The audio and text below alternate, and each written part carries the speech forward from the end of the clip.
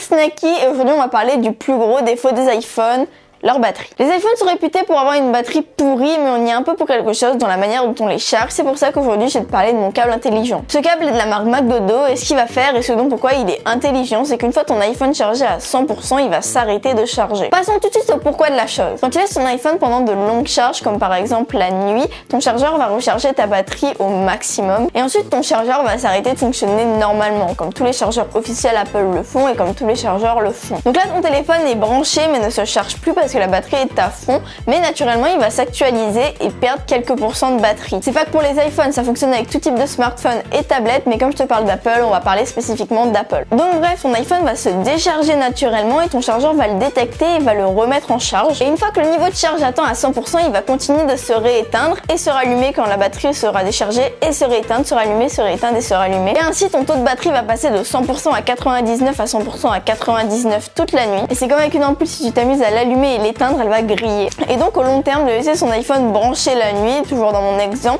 ça va envoyer des microcharges à la batterie qui va l'endommager et donc réduire son temps de vie. Et donc le chargeur dont je te parle et pourquoi il est intelligent, c'est qu'une fois la barre des 100% atteinte, il va arrêter de fonctionner et ça va éviter les microcharges. La seule manière qu'il se remette à fonctionner, c'est si tu le débranches et le rebranches ou s'il y a une panne de courant. Donc si tu as suivi, l'avantage c'est qu'il va conserver ta batterie en lui évitant de lui envoyer des microcharges. Je te conseillerais ce chargeur si t'as un iPhone 6S Max 7 ou plus récent parce qu'à ce moment-là, ta batterie est encore bonne à sauver. Si ton téléphone est neuf ou qu'il a quelques mois, dans ces cas-là, utiliser ce chargeur c'est au mieux parce que la batterie est peu endommagée. Mais bref, ce chargeur c'est l'une des très bonnes solutions pour conserver ta batterie. Il y a une autre technique pour continuer de conserver la batterie de ton appareil, ça concerne tout appareil ayant une batterie au lithium. Sur pratiquement tout smartphone, tablette et objet connecté. C'est éviter de laisser ta batterie vers 5% ou en dessous. Ça va causer une réaction chimique qui sur le long terme ou si ça se reproduit fréquemment va endommager ta batterie. Donc quand tu vois que ta batterie est vers les 10%, soit éteins ton téléphone, soit branche-le. Mais en tout cas, évite de laisser ton iPhone s'éteindre parce qu'il a plus de batterie. Pour te reparler un peu de mon câble, il est solide et design.